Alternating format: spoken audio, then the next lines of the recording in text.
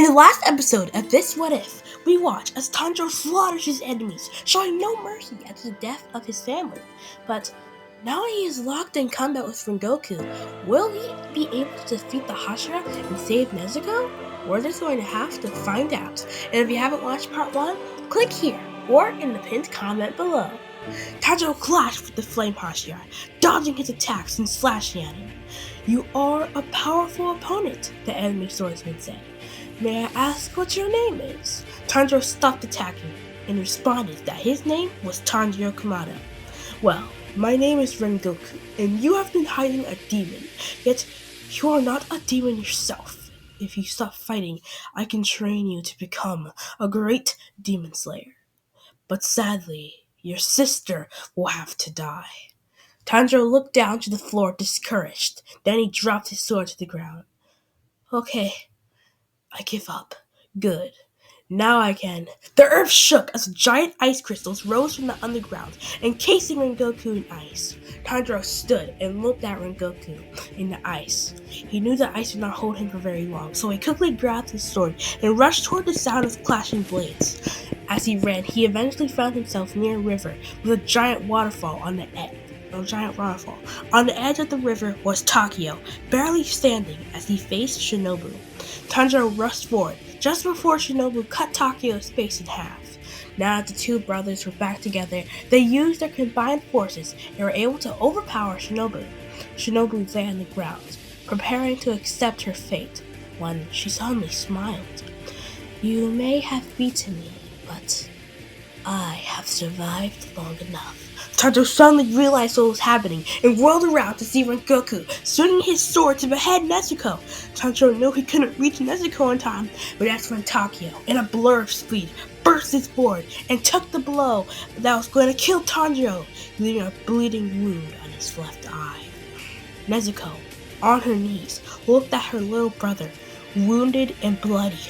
And that is when she snapped. Her inner protective sister had awakened, and her eyes turned to ice cold. She opened her palm, and an ice crystal appeared there.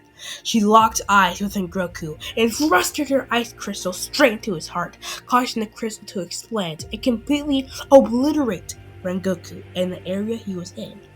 Tanjiro stood there in shock at what Nezuko was capable of.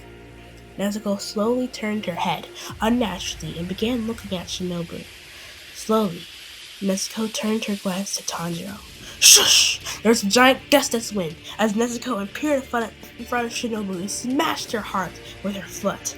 Tanjiro grabbed Nezuko's arm. Are you okay?" he asked. Nezuko slowly nodded her head and then fell to the ground. "Nezuko!" Tanjiro yelled, frightened, until he realized that she had merely fell asleep. After the battle in the forest, Tanjiro, Takeo, and Nezuko had to find a new place to stay in case the Demon Slayers found them. But on the Demon Slayer side of things were not going very well. With the death of Giyu, Kana would be promoted to Hashira early and would go to face Rui alongside Zenitsu and Inosuke. This mission will be completed rather easily, but I can't say the same thing about the Mugen Train arc. The same team that took down Rui would be asked to complete this mission, and all the things would seem to be going right. The Slayers would be able to annihilate Enu with a bit of trouble, but everything went downhill after that. Soon after defeating the Lower Moon, Akaza arrived and began to attack Kanano. Unable to fend for herself after barely defeating Enmu, she would soon perish, followed by Inosuke and Zenitsu, leaving the Demon Slayer corpse very weakened. And somewhere, deep in the shadows, Muzan knew that the time to strike the Demon Slayer corpse, it was near. Tanjiro slowly walked through the woods, Takeo on his rear. A wolf howling could be heard in the distance. "Geez, this place gives me the creeps," Takeo said, as he started turning his head wildly to see if a monster would appear. "It's safe. It's a safe place that Demon Slayers won't find us. We'll just have to get used to it." I guess you're right," Takeo responded recently. Suddenly, there was a screeching sound as 3 demons leaped out of the forest looking for a meal. Tanjiro and Takeo fended off the demons for a little bit, but they were exhausted from traveling so long they could no longer fight.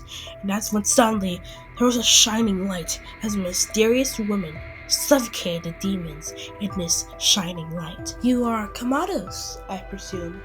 the lady asked. "Yes, we are." Takio started to approach the woman, but Tanjiro put a hand out to stop him. "How do you know who we are?" Tanjiro asked. "I was friends with your great-great-grandmother before I became, well, this."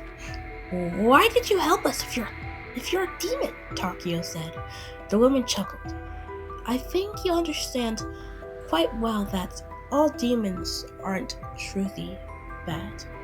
And I have a house not far from here. A house demon slayers nor Musa himself can find. You can come to this house, rest up, and prepare for any battles you may have. Or you could stay. It's your choice. What will you say? Are you coming?" Tanjiro thought about it. Yeah, we'll come. And that's where we'll end off today's video. Thank you guys so much for watching. Don't forget to subscribe, and I'll see you guys next time.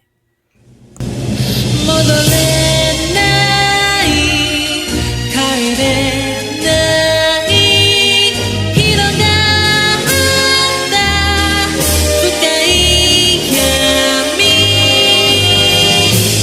泣きたくなる